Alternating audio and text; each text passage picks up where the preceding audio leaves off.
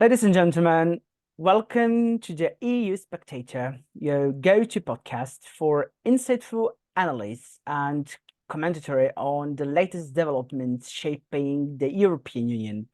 I'm Cătălin-Gabriel, and in today's episode, together with our friend and expert, Zalewski, we delve into the intricate dynamics of European politics and policy. First up, we explore the ongoing coalition squabbles in Germany, where Chancellor Olaf Scholz finds himself navigating troubled waters, despite facing criticism from within his own coalition and opposition leader. Socialist Scholz remained steadfast in his commitment to European unity, particularly in the context of the ongoing crisis in Ukraine. Well, dissect Scholz's efforts to reassure both domestic and international audience while addressing the complexities of Germany's military support stance, including his controversial decision regarding the Taurus long-range missiles. Later in the podcast, we shift our focus to the digital realm, examining the European Union's ambitious journey towards digital transformation, from safeguarding data privacy to asserting digital sovereignty. The European Union is at the forefront of shaping the future of the digital landscape. We'll unveil the intercase of this transformative journey, exploring the challenges, opportunities, and why not, the implications for both policymakers and citizens alike. So, ladies and gentlemen, join us. We will unveil the trends of European politics and policy, providing you with expert insights and perspectives on the issues that matter most. Welcome to the EU Spectator. My dear Nick, we know that in recent weeks, tensions within the German federal government have reached a boiling point over the issue of supporting Ukraine and its conflict with the Russian Federation. Chancellor Olaf Scholz finds himself caught in the crossfire of divisive debate as members of his three-party coalition government and conservative opposition leaders clash over the level of Germany's commitment to Ukraine.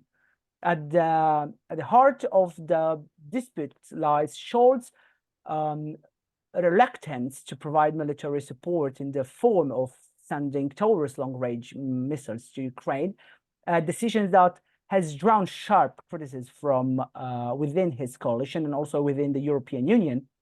This internal discord trends to undermine Germany's ability to present a united front in its support for Ukraine within the European Union. And I think as the largest economy in the European Union and the key diplomatic player, Germany's stance carries significant weight in shaping the EU's response to the conflict in Ukraine. But however, the desire within the German government raises concerns about the coherence and effectiveness of the EU's collective approach towards countering the Russian Federation aggression and supporting Ukraine. Please tell us what's your opinion about this hot point on the European agenda. Well, first of all, I just want to thank our commenter who really wanted to see this part of the debate on our last episode. So please, anyone who hasn't yet, make sure you subscribe to the YouTube channel for ESGA and make sure you comment on whether or not you agree or disagree with us and go ahead and voice your opinion and your own thoughts. Me personally, honestly, Schultz has failed miserably to take over from former Chancellor Merkel and continuing to maintain Germany as the leader of the European Union. And we've seen this with a lot of things, such as at this point, Germany has really lost its identity where it really just keeps on getting pulled by other member states, where it was constantly the smaller European Union member states near the Russian border, the Baltic states, who had to keep on saying, okay, Germany, we got to support Ukraine. The EU has to step up. What are you doing? Do we really want potential fighting to break out in the EU? And Germany is just like a deer caught in headlights. It doesn't know what to do. So you have Estonia, Latvia, Lithuania, Poland, several member states that said, like, yes, okay, we have to support Ukraine. Germany just keeps on having delayed actions to everything, which you really can't with foreign policy. Germany has to regain its footing. But part of the problem is, to me, Germany got too arrogant, where because it had such a long period of amazing economic performance, it got too confident and comfortable in its position that it's lost its ability to adapt to the new reality. And the new reality is Germany's economy is floundering. So we just see the leadership really not knowing what to do. And to be fair to Scholz, this isn't all on him. Part of it is the absurd decision years ago to make it part of the Constitution to limit spending where it has to be a balanced budget. Germany can't even go 1% in debt for 1 year, even though sometimes you do need to. In periods when the economy isn't doing as well, the nation has to make investments in order to help the economy innovate for a better economic future tomorrow. And in cases like now with Ukraine, Germany can't increase a little more spending, go just have a small budget deficit to make sure it's building up its own military capacities, giving a little extra to help Ukraine fend off Russia. But it can't, because it has to keep this balanced budget. So it has all these competing challenges, and Schultz really doesn't know what decision to take. And I don't know, it's just laughable to me to even suggest that Germany is the current leader of the European Union and cares about unity with how against nuclear energy Germany is, when in reality, a lot of people in Europe are coming to the realization that for this carbon neutral, clean economic future, it might at least incorporate for a period of time nuclear energy. While, as you know, Germany shut down any generation of nuclear energy in favor to increase coal production, which is just absurd in itself, considering Germany and the Czech Republic took Poland to the European Court of Justice because of pollution from coal production in Poland. But now there's Germany. Oh yeah, we're going to increase coal production as well. Somehow this is better than to continue producing nuclear energy. It just, Germany's completely lost. It's absolutely not the leader of Europe at the minute. You know, it just, that's harsh of me to say, but it is what it is.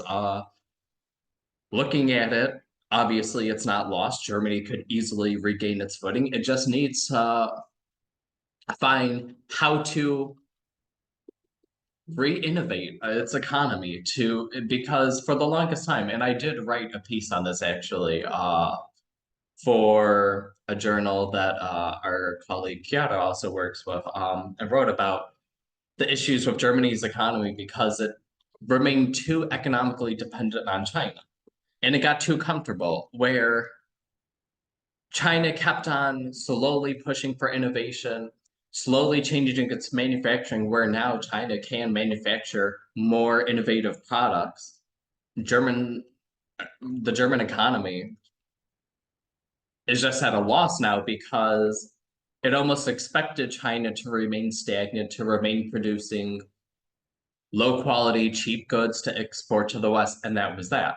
Even though this shouldn't be shocking, because China for years has taken pride in pushing and saying, yes, we're going to push for innovation in our economy. We're going to produce higher quality goods. Now, while some of these goods might not yet hit the mark of what we would expect on the West, such as some of the problems they've seen with their electric cars catching fire. To be fair, though, electric cars have also caught fire from companies in the West, so it's not just an issue for China, but still, while it might not be there, it's obviously the progression is lining up that China's been innovating, and the German economy just seemed to rely on this idea that China would never progress. And when I believe China is like the second importer of goods from Germany. So this, either the first or second, this isn't my article. But regardless of that, the issue is it needs to work on pushing more on how to innovate manufacturing, because while you had other European nations go more towards skills, more towards information for their economy, you had Germany still rely heavily on manufacturing as the backbone, which is interesting because of how much the West has experienced with deindustrialization, yet Germany was able to resist that because it was still at the forefront of innovation. But now, sadly, it's lost its edge, and it needs to regain that, or it needs to prepare for the new reality of moving away from industrialization and move towards towards service, towards information-based economy, which is going to be relatively hard, because if we look at education statistics, Germany is not at the forefront of citizens who graduated with at least a college degree. It's relatively small compared to other nations. It has a lower graduation rate than other nations like France, Spain, even Poland. So this transformation is going to take a while for Germany's. It's hard to say whether it's going to catch its footing or just continue a long economic slump. Yeah, but also the fractures within the German federal government risk emboldening Mr. Putin of Russia and undermining the European Union solidarity. And I think President Putin may perceive the discord as a sign of weakness, and potentially complicating efforts to maintain a unified European Union stance on sanctions and diplomatic measures against the Russian Federation. Do you think that this could have a far-reaching consequences, not only for the Ukraine's security, but also for the stability and security of the entire European continent? Oh, no, definitely, especially because, as you've mentioned, Germany by far is the largest economy. It really harms the European Union if the largest economy and the largest nation also by population is just so slow to act on anything now, where rather than under Merkel constantly being at the front and saying, okay, this is what we're going to do as the European Union, this is how we're going to move into the future. Now it's everyone's almost trying to wake up Germany from a nap, where it's almost like Germany took a 3-hour nap. It wakes up completely disoriented and just doesn't know what to do. It doesn't know where to move. So you're having other nations who have their own issues to work on, such as member states in Eastern Europe that are still catching up economically in order to achieve the goal of economic convergence. But now they have to also take over the leadership, where you're having small nations like Lithuania. Okay, Germany, we got to support Ukraine. Come on, what are you doing, Germany? This is important for Europe. And this is just one of the bad things with this current coalition government in Germany. They're just not prepared to act. But also, to be fair though to them, we have a lot to blame for the Christian Democrats for losing the ball and losing the election over some of the stupidest things. I don't know if you remember, but one of the scandals that helped the Christian Democrats lose were healthy middle-aged politicians skipping the vaccination line so they could get vaccinated first. Seriously? I mean, come on. Of course the German public was going to lose trust in the Christian Democrats and not vote for them then and view that. But then at the same time, it's hard to say, because if we look at the Green Party that's part of the coalition, I don't know German at all, and remind me of Anna's name, the leader of the Green Party. Okay, but but no, just real quick, that's relevant with the leader of the Green Party, where she got caught plagiarizing, and it's just, sadly, Germany needs to find strong politicians who are able to take over, because unfortunately, until the next election, Germany's just going to be hobbling forward. I really don't see Scholz, Werbach, Anna Werbach, being able to gain their footing. It's going to hobble along, and then we'll have to see if anybody strong comes forth.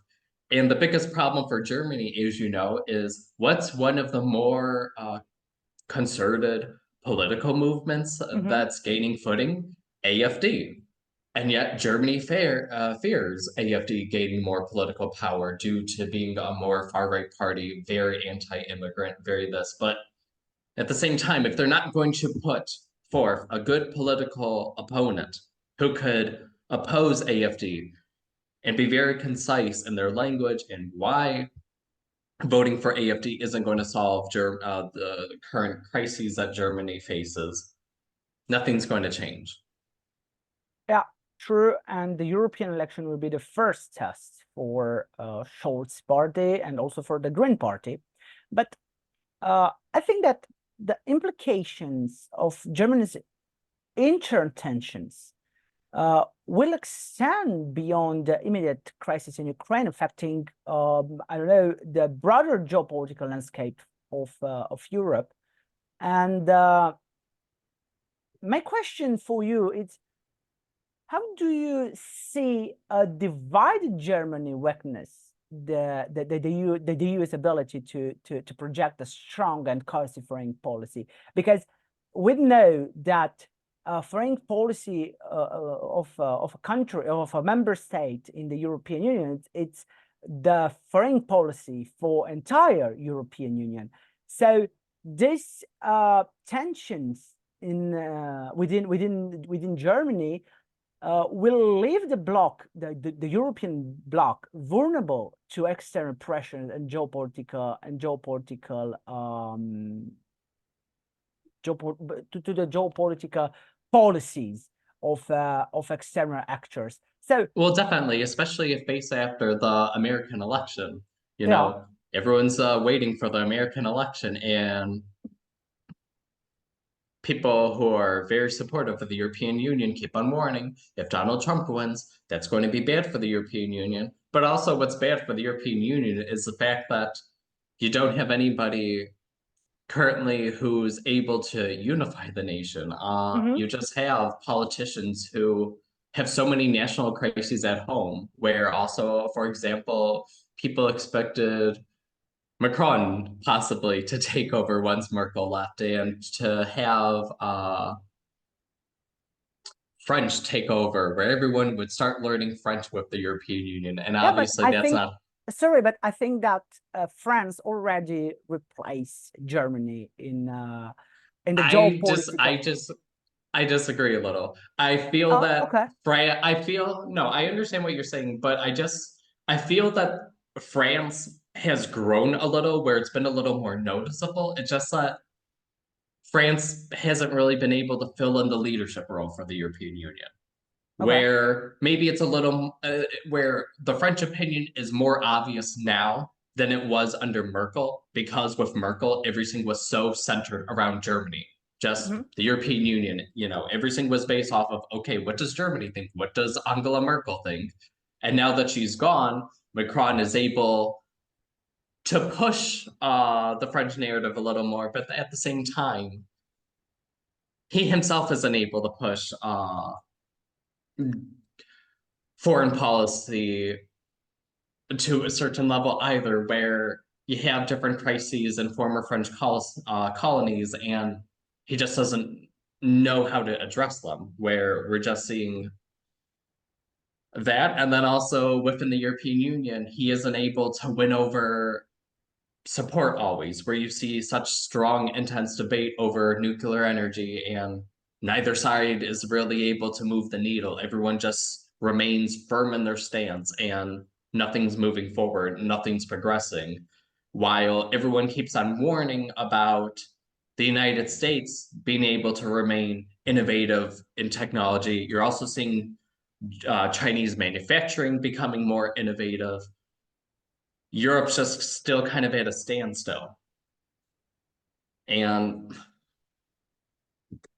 unfortunately, this isn't going to change anytime soon. And it's definitely not going to get better after the European elections, because Germany isn't able to put a strong competitor against AfD. While we've talked about previously on this channel that we don't expect the far right to win an outright majority in the European Parliament, at the same time, it's still going to make it challenging if you have the AfD winning a significant amount of seats within the largest member state.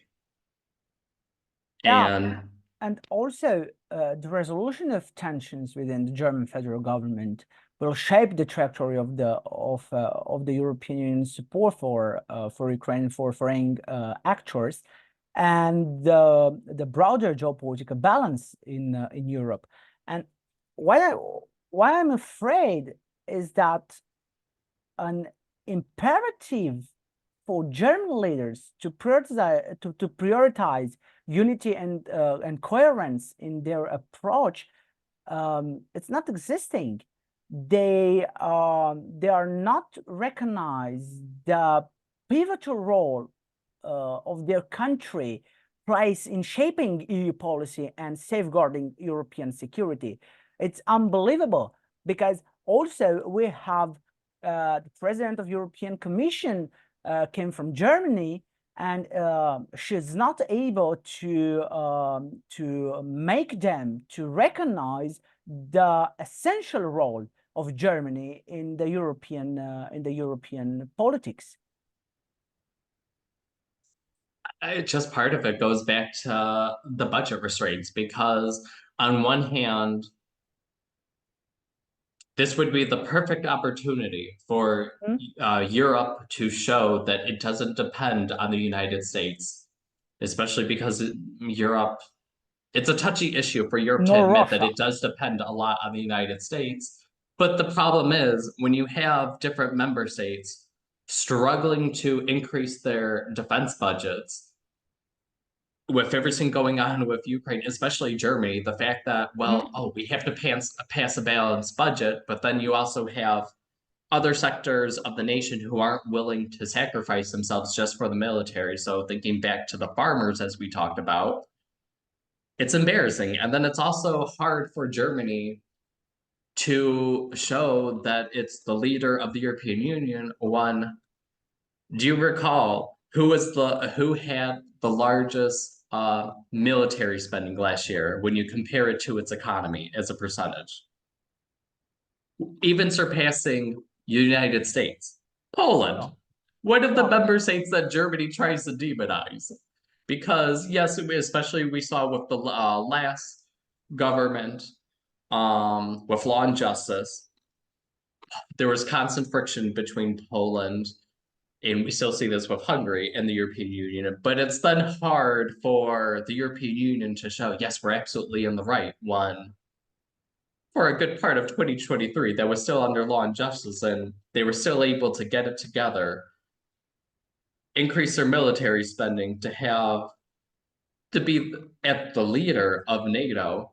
And then you have Germany where, well, we're trying to slowly increase our spending. Okay, but the problem is Russia's invading Ukraine now. We need more action now. And Germany is talking about, well, several years from now.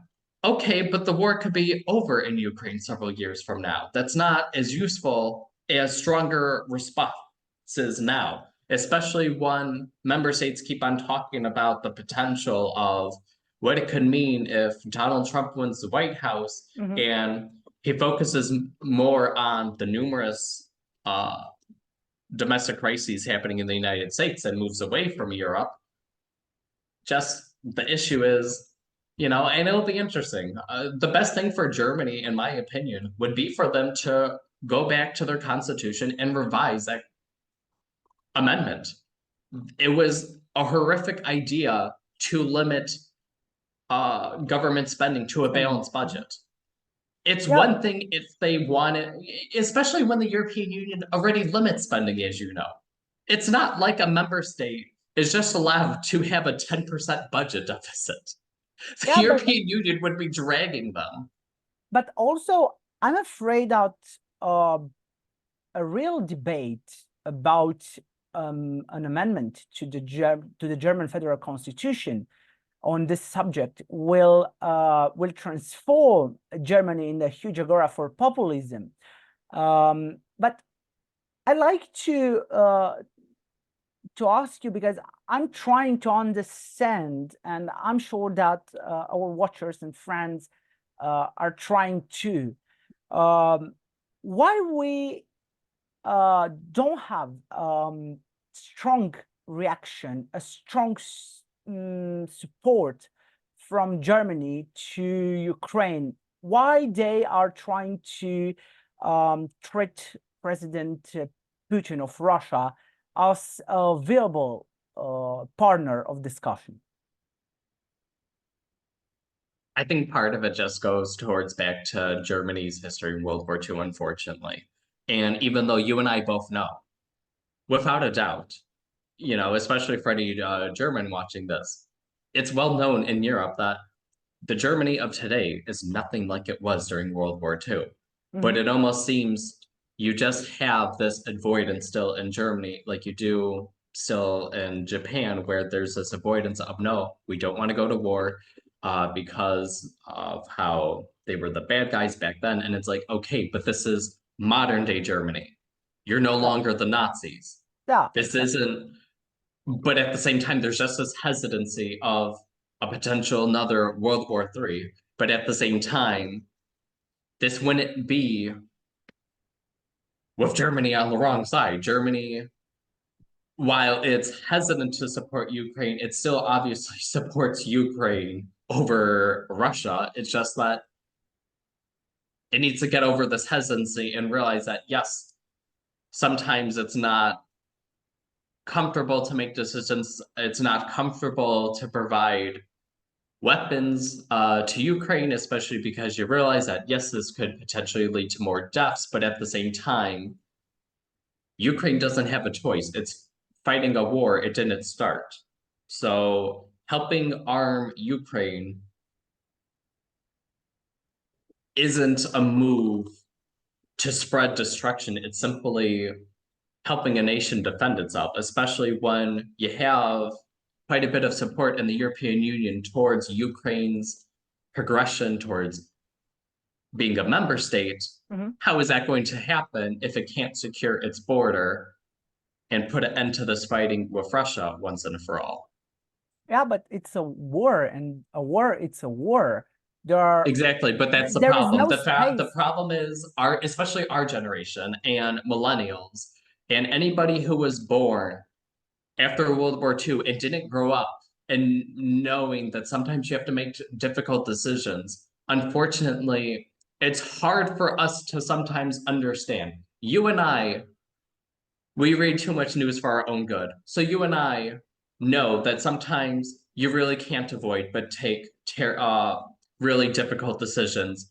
There isn't some naive, but unfortunately you have a lot of people who are more naive and will think, oh, well, we could just resolve everything with diplomacy. And we certainly could do that within the European Union. No member state's just going to start openly declaring war against each other. You could easily negotiate, but that's not the case with Russia. And the problem is you still have politicians unwilling to accept that there is no negotiating with Putin. I mean, it's just the revisionist history we're seeing spread. The fact that you have people in the United States and the West believing that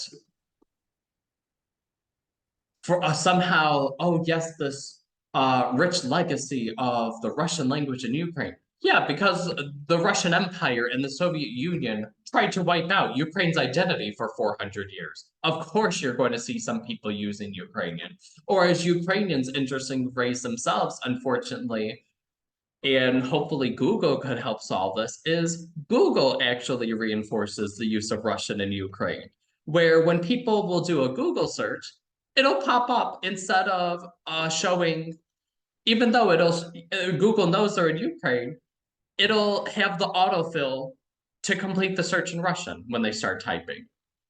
But yeah, but as I said, a war, it's a war. There is no space for a third way. You should be able to take a decision. We are supporting, you will support Russian Federation, or you will support Ukraine. And it seems like you mentioned the millennials. I think that Mr. Scholz, it's naive, because the green leaders are asking for a strong support for Ukraine, and they are asking to stop this friendship with the Russian Federation, which is an aggressor. And I'm afraid that this naivety from Mr. Scholz will bosses the support. Well, part of the issue too is the I Russian agree with you, and just and part of this though, it was interesting. And I encourage people to take part in different discussions online. Yeah, of And one of course. the discussions was about that, where they were talking about, it was on the video, talking about how Germany is still the spy capital of the world. And this, of course, people go on tangents. So this led to people asking, why is Germany so friendly to Russia still, even though with everything going on in Ukraine? And besides the issue of, well, we were the bad guys in World War II, it was, well, we believe people could change. And of course, the Germans had to admit and realize that people had a good point and say, well, wait a minute. We're on such good friendly terms with you now, Germany, because you clearly have changed. You're not the Germany of World War II. But however, Germany is mistakenly not forcing Russia to change before it remakes and reforms these relations with Russia. Yeah, but it's allowing for Russia to continue this horrendous foreign policy, this horrendous war, and when in reality, we do have to shut them off, make them actually change, and then we can potentially reform our relationships with Russia then. Yeah, but also they believe that using diplomacy and no, I know, you're right, but the problem is there is no diplomacy with some nations, and Russia's one of them. No, there's some nations that they know how to talk a firm talk, such as Turkey, but at the same time, it's unlikely for Turkey then to actually announce, okay, we're going to go to war with the EU member state. It's a little, while Russia doesn't care, as we've seen. As we've seen the reports, 20% of Russians do not have a toilet inside their house. And yet, instead of fixing that problem, Russia's more concerned about invading Ukraine and pretending that it's fighting against imaginary Nazis. Unfortunately, but part of that too, as people have brought forth, which, not to go down the conspiracy rabbit hole too much, but people do have a really good point when they point out that what has happened within the past 10 years in Eastern Ukraine, the discovery of all these natural resources. And oh, look at that. That's where Russia's concentrating its efforts right now, in the resource-rich regions of Ukraine. However, of course, it wouldn't be acceptable for Russia to actually announce that as their objective. So they're going to pretend that they're fighting against Nazis. What it should change, or to what Germany should change Germany needs to be more to it needs to rebuild. be more helpful with Ukraine and be more willing to send weapons than be hesitant, take forever to respond, because that's only prolonging the war, which isn't helping Ukraine. It's not going to help having Ukraine and Russia in war for a decade. We're already 2 years into the war, and looking at the past year, not much has changed for Russia, which is a really good sign for Ukraine and showing, hey, look at how well Ukraine has done with the support of the West. It's been able to fend off Russia. However, at the same time, how is Ukraine supposed to progress and push Russia out of its territory if it has to keep on waiting for weapons? I mean, I know in different nations you have people concerned that, oh, well, what about corruption? Maybe not best to give money. Well, okay, then give them weapons to fight. Come on. Do you think that this issue will influence the results of the European election in Germany or not? No, I think honestly, it might be influential for more of the border states, especially in the Baltics, just because their citizens are really cognizant of the fact that they're very small nations, that there's a very big risk of Russia invading. Finland might have that in mind, considering Finland historically lost a relatively large part of the nation to Russia. However, with Germany, France, Italy, Spain, Belgium, Netherlands, a lot of these nations, it's going to be more focusing on the economy not doing as well as people would like, even if in some nations it's still having relatively good growth. So as people have pointed out, Spain is one of the faster growing economies. However, because people aren't satisfied with their position, they keep on watching the US and comparing themselves. You're going to have people not satisfied with the economy, and you're going to have a lot of people angry about how there has not been successful integration. I mean, I don't know if you've watched, but in Belgium, you're now having immigrants from Turkey fighting out on the streets, problems back in Turkey. And it's just kind of shocking, because I don't think anybody would ever expect this to happen within the European Union, that you're going to have violence, people attacking each other, people attacking businesses and private property over people who support Erdogan and people who support the PKK. And it's like, okay, come on. You moved to Belgium allegedly for a better life. A better life does not include bringing your tensions back from your homeland to then fight out in the nation you immigrated to.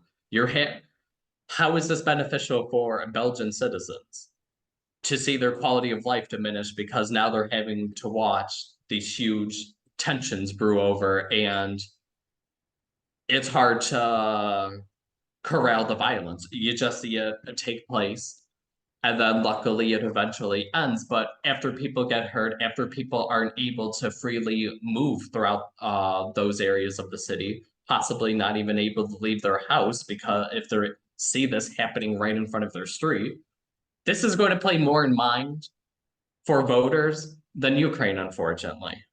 Because while, as people constantly use the metaphor, which I feel is accurate, showing Ukraine as a cracked dam protecting Europe from Russia, the issue is you just also have so many domestic issues in EU member states that it's just not going to play as a major role in the mind of voters unless, as I previously mentioned, they're right there where these nations realize, okay, if Ukraine falls, Baltics could be next, Finland could be next. While that's not,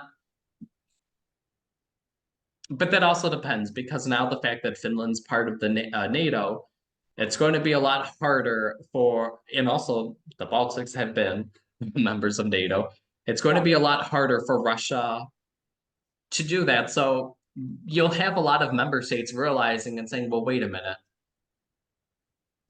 Especially if they're in a member state that's part of NATO, which, as you know, is the overwhelming majority.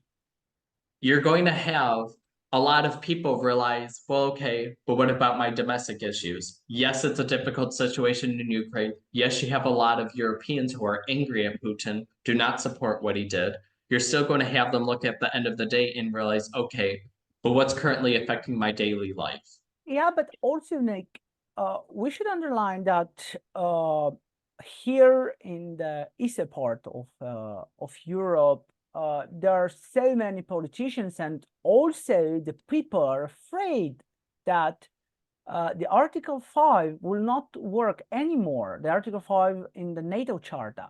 So what the people should understand when a German leader, the federal chancellor, it's so naive with the Russian Federation intentions in the European Union over the continent, why they should understand from this political behavior.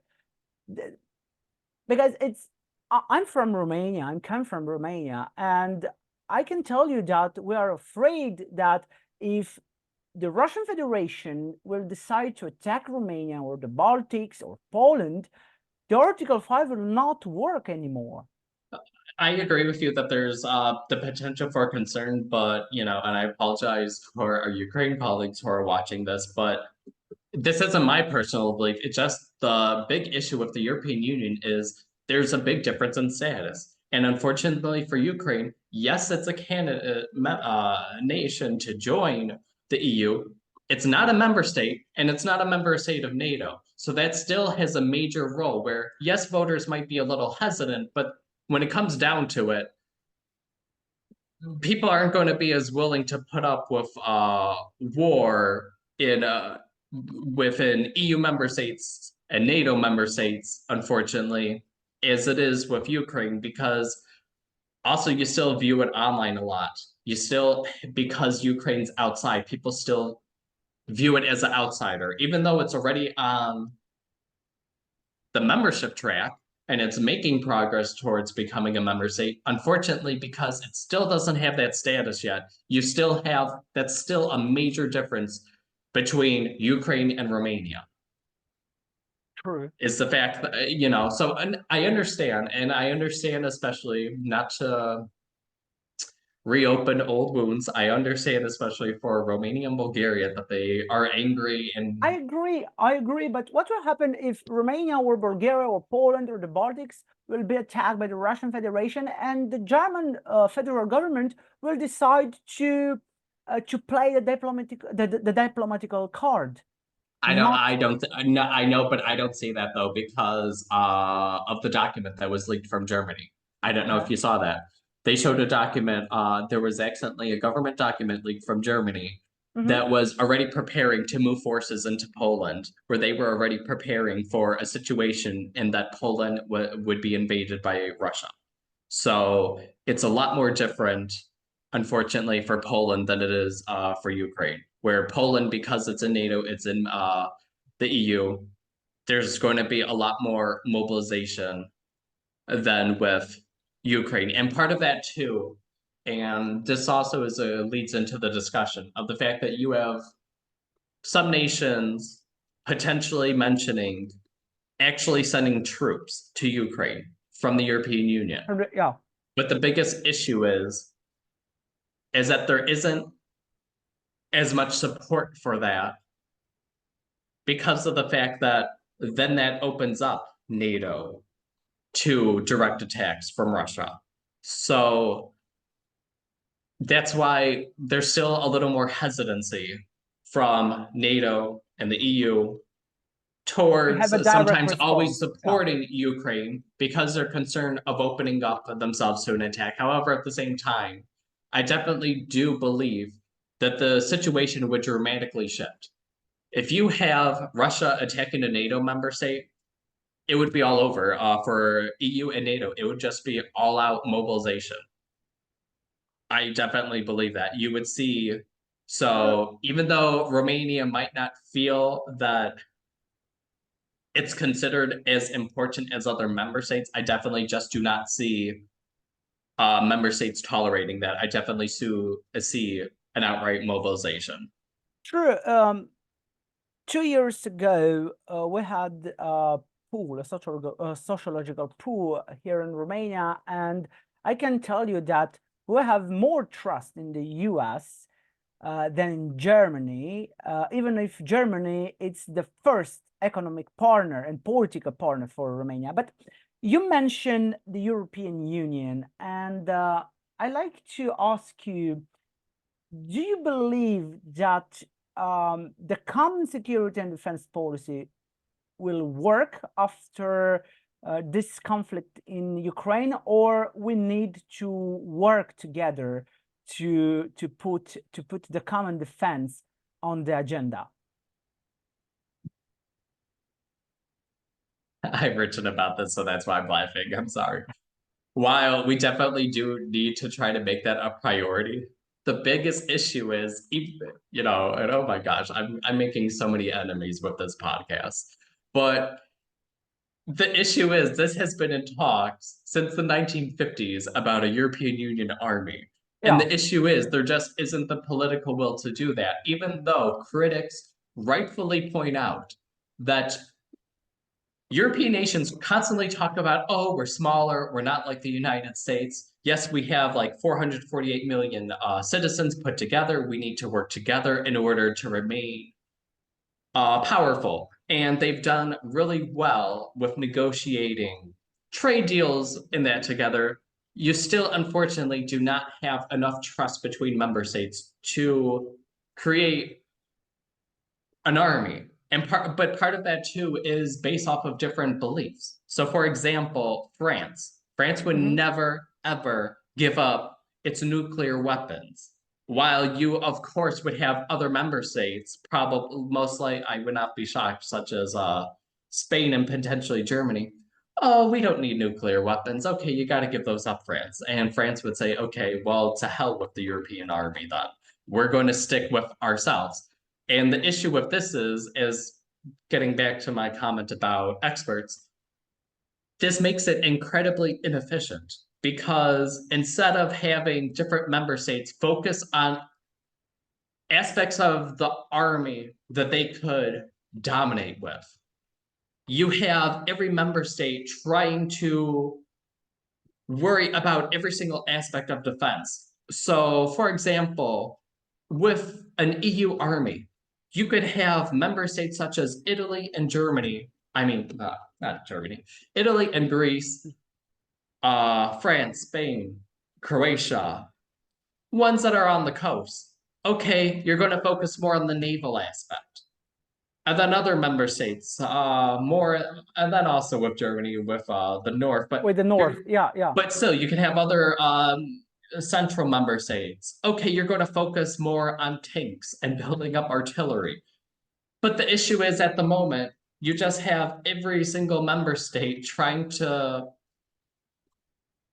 do well with every single aspect rather than combining their defense force together. But just the problem is, it goes back to the age-old question. Does a true European Union identity exist yet? And the answer is no. You just do not have people in one member state feeling that they're equal exactly to those in another member state. I mean, okay, asking you, as a Romanian, do you really feel that you're closely tied to people in Germany?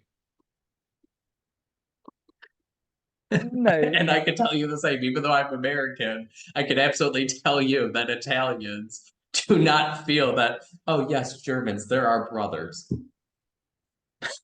No. Ah, true.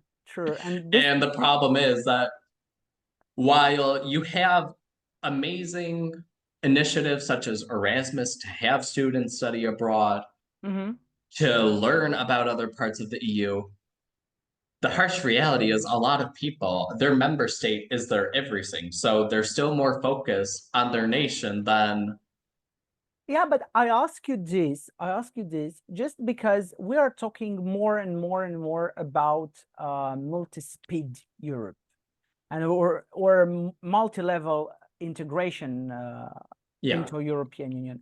So maybe it will be possible to have a common security and defense policy with a multi-level, with a multi-levels of integration. Maybe, I don't know, one day the Eastern flank will decide to have a common defense policy. Will impulse the European Union to rebuild this common defense policy or not? I don't see it. It just seems to be one of the things that people constantly talk about. Oh yeah, this is important. This is something we should make. Yeah, you know why? You know why? Just because everyone is talking about NATO, but let's pretend that tomorrow, the next president of the United States will become Donald Trump, and Donald Trump will decide to say, no, will not defend Europe anymore because you are not paying. Yeah. What will happen with us? Because to be honest with you, no one in the European Union, no one has a stronger army to defend. So what will happen then? Of course, except France, which is a nuclear power. What will happen? What will happen if NATO will disappear? Honestly, I feel that even though that would be the moment to push for common defense, you would just have member states drawn to themselves, and you would see this fracture of unity. Because to be fair, even during the pandemic, we saw this. Okay. Where during the pandemic, which would have been the best point for member states to help itself, you had wealthier member states such as the Netherlands and Germany hoarding supplies from Italy when Italy had staggering deaths and the Netherlands and Germany didn't. And they did nothing. They let Italians die. They didn't give supplies that they could have sent because member states were more worried about hoarding for themselves. There was no unity. And the sad reality is this would be the same situation with the army. If you're willing to do that with a virus, I just don't see them being as willing to unify if the US were to leave NATO. There's not the will for that. And part of the issue is you're going to have politicians say, oh, well, we have different threats we have to worry about. And we're already seeing that, though, where instead of people talking about a unified strategy towards terrorism, you're having different member states talking about how, so starting with France, oh, we're going to start taking precautions. Mm-hmm. Same with Italy, same with Greece. Okay, that's great. What about an EU-wide one, especially because the European Union has freedom of movement. So technically, someone could go from one member state all the way to another to do something horrific. So what you're trying to say is that just I'm asking, it's that this unity and diversity, it's a problem that break the common security and defense, and that break the common interest. I guess what I'm trying to say through this whole episode to help our viewers understand is that the unity that the European talks about is a buzzword, unfortunately, right now. That we write when we talk about European Union politics, but it doesn't exist as it should in reality, where it exists on paper, but not in reality. And that's a big issue for European Union member states, where, okay, great, the European Union does have unity in its trade policy, so all the member states benefit from that, but any other aspect of their life, LOL, you're on your own, Italy, you're on your own, Germany, you're on your own, Greece. Sorry, Romania. Okay, what about this unity and brotherhood that we've allegedly been building for decades? Yeah, it's happening with Schengen now. True. Yes. Well, that's what I was touching on a little earlier, where I said not to reopen old wounds with Bulgaria, Romania, the fact that they're angry, not yet being accepted into Schengen. As you mentioned too, especially with the United States, there is no way that the United States is just going to let Romania or Bulgaria, a member of the EU and a member of NATO, just get invaded by Putin. So even if Germany might be a little slow to react, although I doubt it, because considering the fact that those plans were leaked from Germany, which might have been strategic, where we're calling it a leak because it wasn't officially released by the German government, but it is a clever way for the German government to signal to Russia, because of this constant criticism, as we're currently criticizing Germany. Okay, they're a little slow to move to Ukraine, and while Germany might be admitting that, at the same time, Germany still have these plans leaked to show, you better not touch Poland. We're going to mobilize troops really quick if you try to do that. So, unfortunately, it's just, it's hard to say. We just do not have this unity in the EU. It needs to be worked on to be constructed, but the issue is you have people constantly viewing their own realm as what they prefer and so quick to criticize other aspects of member states rather than enjoying it. And that's probably the hardest thing. The hardest thing is seeing people from other EU member states, people from the United States come to Italy on vacation and then be upset if Italy isn't exactly like their own nation. And it's like, okay, but Italy isn't Germany. It still has its own culture. It's not like the United States. It still has its own culture. Why are we expecting it to be a carbon copy?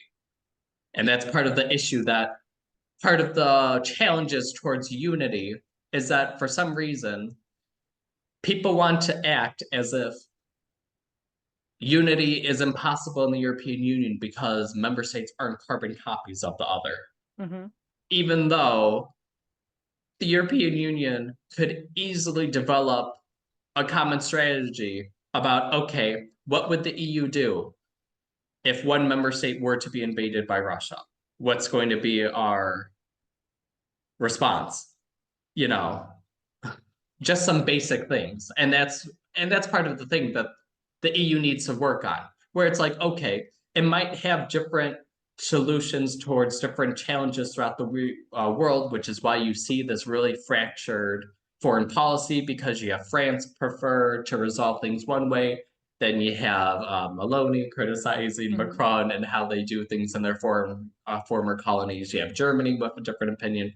But at the same time, to at least start building the unity, it's like, okay, let's agree on some basic things, such as, if a foreign nation were to invade an EU member state, we are going to respond full force and make it known that all 27 member states are together. There is no invading one. You're facing the wrath and military power of every member. And then also, because of how many are included in NATO, they would be facing the wrath of the United States and probably Turkey. So... Also because we touch the common interests of the European Union, I like to move a little bit forward. To the next topic. And to discuss about the EU's digital transformation journey, a journey that represents a fundamental shift in how the bloc approach technology, and touching upon various aspects ranging from data privacy to digital sovereignty. And this is a big issue. I hate the data privacy. I mean, I like it in theory. I know a lot of people probably feel this way. It's really frustrating. Every single website you click on, then you have to click on this window. And to be fair, while some websites are really honest and they make it really easy, where it's accept all, reject all, others, because I have it in mind, okay, no, I don't want to give my information. These websites the European Union allows them to make you click numerous boxes where then you have to reject every single thing, where even though these websites are admitting that some of the people that the website allows to collect information are predatory, you still have to go through 10 different boxes. to be honest with you, I don't have time to read all boxes. But I just try to do it quickly and reject. But then the issue too that before we started filming the issue, I also brought up to you is the fact that while the European Union thought, oh well, other parts of the world are doing this, because if they have to have their information in the EU, they'll do that for their own citizens. We're exporting our own values to the rest of the world. But the problem is, especially when looking at my own nation, the United States, Europeans cannot easily view local news because local news companies that are more focused on, okay, what's happening in the Chicago area? We're giving information to the Chicago residents. They don't care about the EU GDPR. So instead of having that box, making sure that people could reject it, the very unpleasant message pops up on my phone. This website is not available in your region. Mm-hmm. Okay, so how is this beneficial? I mean, it's essentially creating a blackout for Europeans of information of events happening elsewhere in the world, where it's like, how is that beneficial for people, especially if we keep on talking about how we should try to understand things, do our research, be more informed on topics in order to fully understand it? Well, it's impossible if the websites simply block it. And part of the issue is some of these events that happen in local parts of the US, because the US is so large, that story doesn't make national news, yet it could still be significant and interesting to the reader in Europe. And yet you still can't access it. Yeah, but this is what its core, the transformation seeks to strike a delicate balance between harnessing the potential of digital innovation while safeguarding the rights and interests of its citizens, of the European citizens. And one of the central pillar of this this transformation is data privacy, where the EU has taken a proactive stance with the implementation of the General Data Protection Regulation, the GDPR.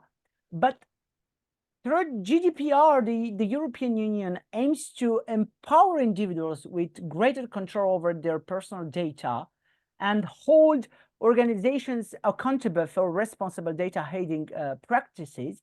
But in reality, this is not working.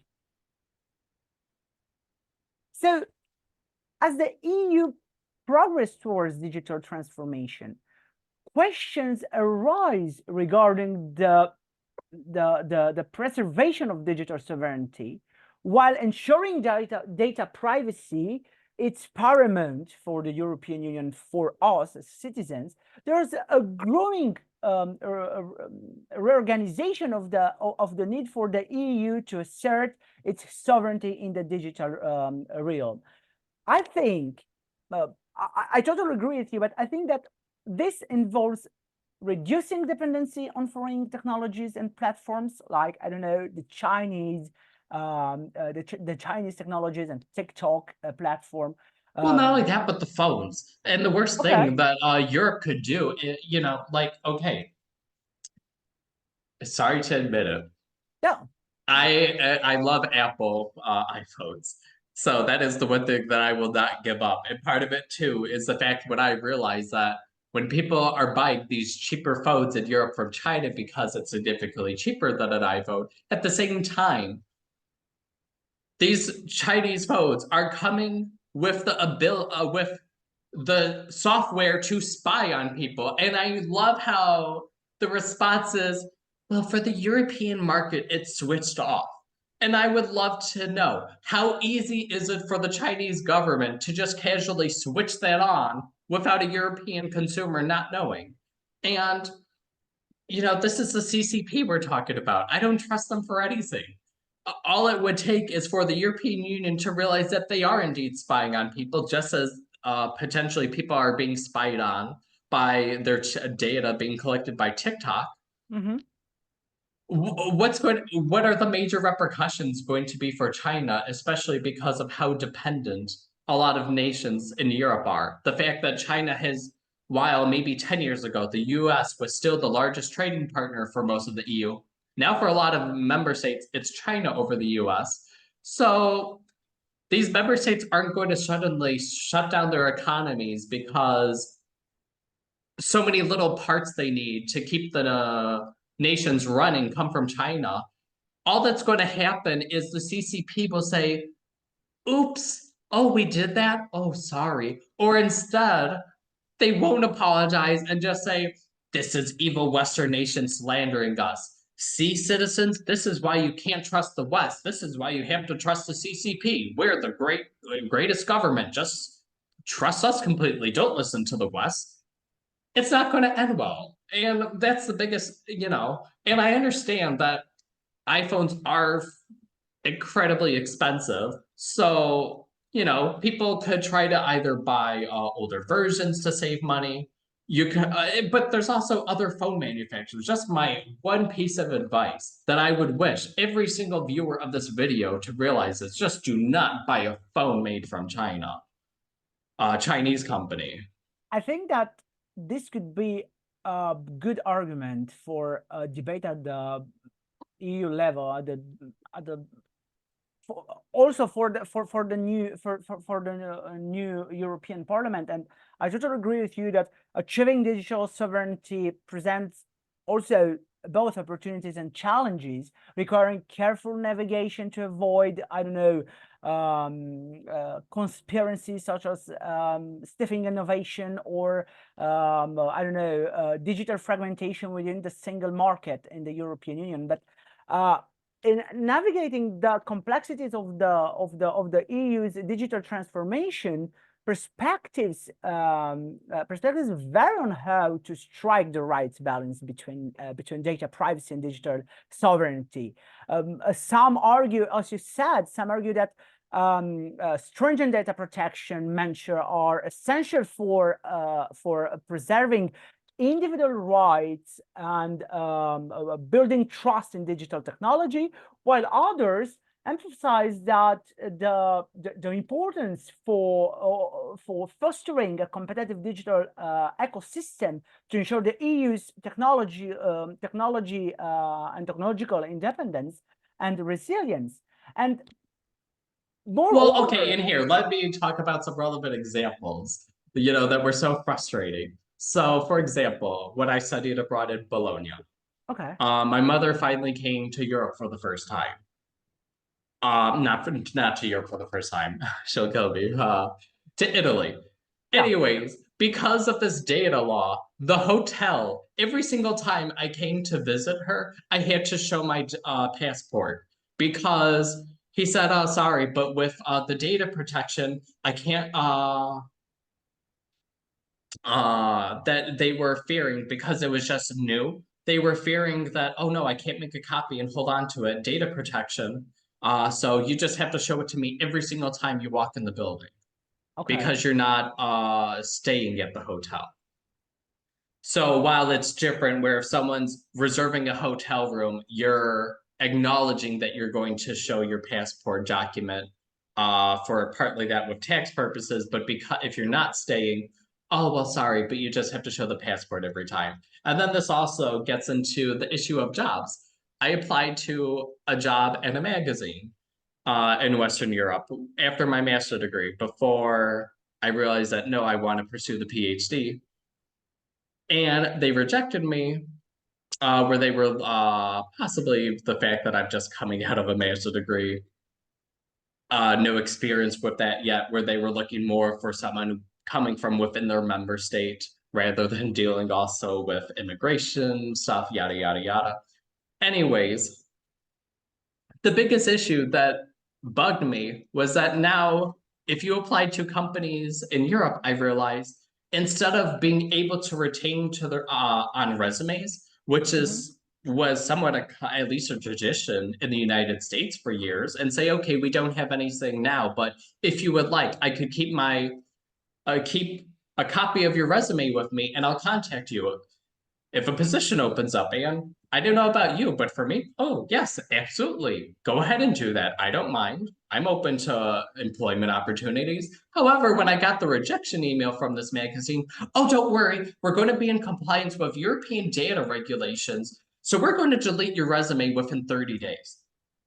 So if a job opens up, I just have to be checking, and not only me, but any job seeker in Europe, you basically have to constantly be looking for jobs online because people aren't allowed to hold on to your resume because they're so scared that the European Union is going to come after them. And I'm very critical of this with the reality that if you look at the European Commission itself, it violates data protection. So it's like, what the heck? You're going to make a big stink, go after companies if they accidentally violate it, but then you can't even respect it. This makes the European Union look bad. It makes it look incompetent that here is your own creation and then you can't respect it.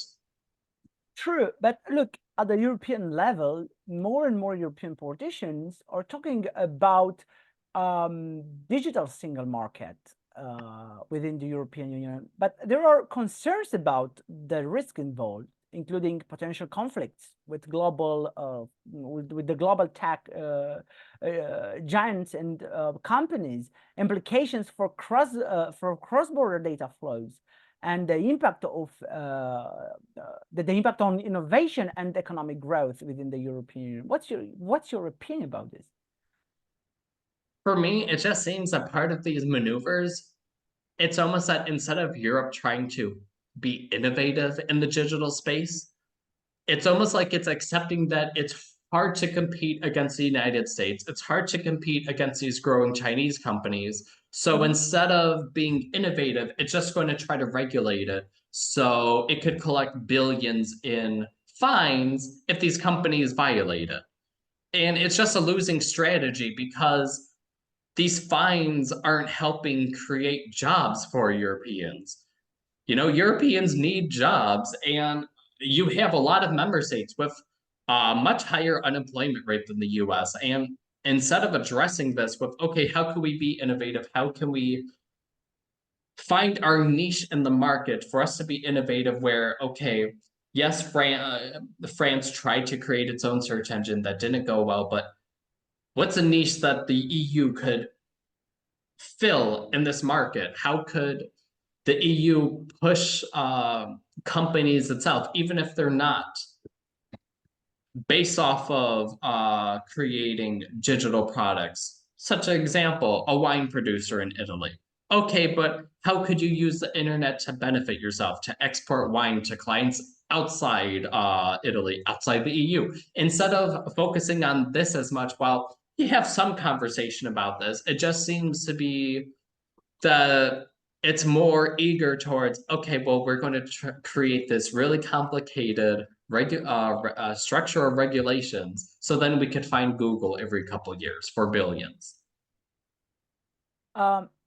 Lastly, on this topic, I'd like to ask you something. How can policymakers or businessmen or the civil society collaborate to address these challenges and ensure that the European Union's digital transformation benefits all stakeholders while upholding fundamental rights and values for the European citizens?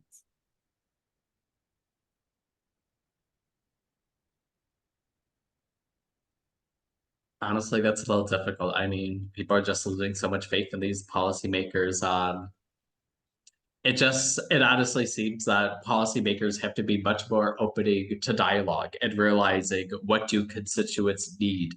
Unfortunately, a lot of times politicians are just assuming what people would need and not actually talking with their constituents to see, okay, but what is actually their top concern? What do they think about this? And the issue is, especially when you have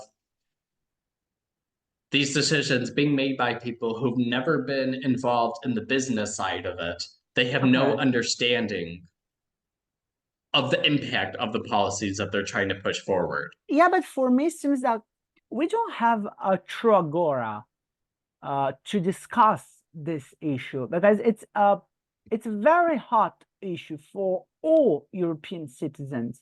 Okay, what will happen with our data? What will happen if the European Union will decide, I don't know, to build a tech single market?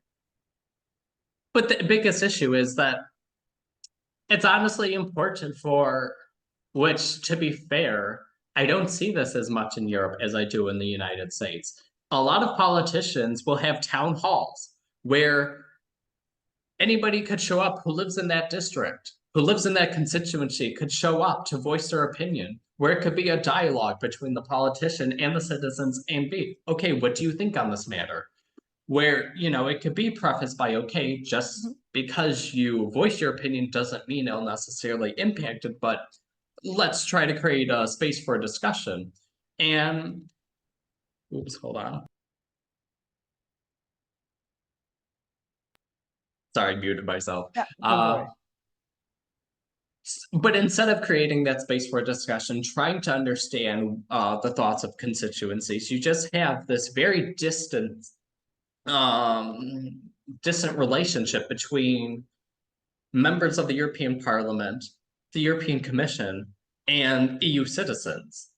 I mean, to be honest, I would be willing to bet that people in the European Union are a lot less likely to be able to identify who's representing them in the European Parliament than compared to if you ask them, okay, now identify who's recognizing you at your national government level.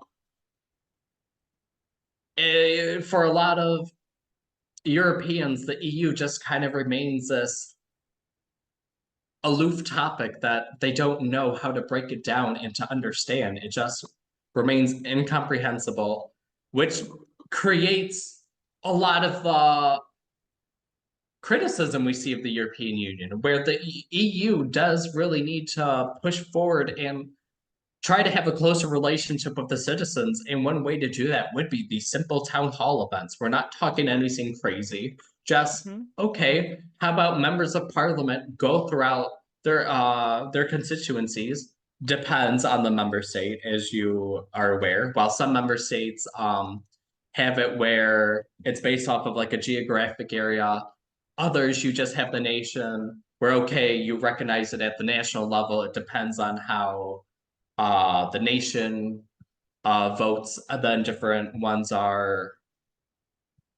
different seats are given to each party based off of those results. But still, come on, have these members of European Parliament at least try to meet with their constituents and get their thoughts on the matter, because members of the European Parliament aren't always experts on that topic, and that's okay. They're not expected to be experts. However, go out and do your research then.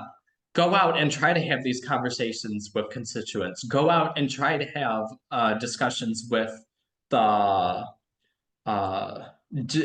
any companies related to the digital space. Don't just assume what would be best for the constituents without discussing it with them. And that's the biggest issue, that we see a lot of politicians love to just assume, oh, I think this will help the nation, or, oh, well, this will get me reelected. It's like, well, really? Or did you do any research into that and see what the constituents think? So, because we are nearing the end, I'd like to resume a little bit our discussion on those two important issues.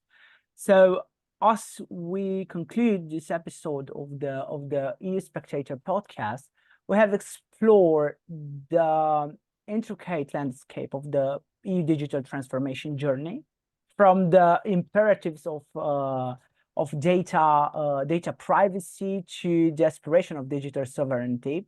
I don't know if we will succeed to achieve this objective, to achieve the digital sovereignty. Our discussion has underscored the critical importance of striking a delicate balance between protecting individual rights and fostering technology innovation, and all while asserting that the European Union position in the global digital area. And the rights of job seekers. Yeah, of course. And the perspective shared by you, Nick, I've provided valuable insights into the complexity of challenges ahead as the EU navigates this transformative path, so-called transformative path. It is evident that there are no easy solutions. And however, by fostering collaboration between policymakers, businesses and businessmen, and civil society, we can work towards crafting a digital future that is both prosperous and principled. And as we look to the horizon, it is essential to remain vigilant on the risk and opportunities that lie ahead. The EU's commitment to digital transformation must be guided by a steadfast dedication to upholding fundamental rights, promoting innovation, and safeguarding the interests of the EU citizens. But also, I think that it's very important to be more conscious about the implications of the big political and economical powers of the European Union over the war in Ukraine. And we said that Germany will continue to be and to be so naive in the international politics far away. So thank you for joining us, ladies and gentlemen, on this enlightening journey through the EU's digital landscape and EU common security and defense policy. Be sure to tune in next time as we continue to dissect the pressing issues shaping the European Union. Until then, as always said, stay informed, stay engaged, and stay tuned to the European Union Spectator. Thank you very much, Nick, for being present today. Please make sure everyone subscribes to the channel. Go ahead, give a like if you enjoyed the content, comment if you agreed. And if you hated everything I said, go ahead and voice your opinions. Say why you disagree with me. And just like we talked about how with the topic of Germany was suggested by a subscriber, go ahead and suggest any topics you would like discussed in our podcast. Yeah, of course. And we should mention that we encourage the polyphony of arguments on our podcast. Thank you very much, Nick. Thank you for having me.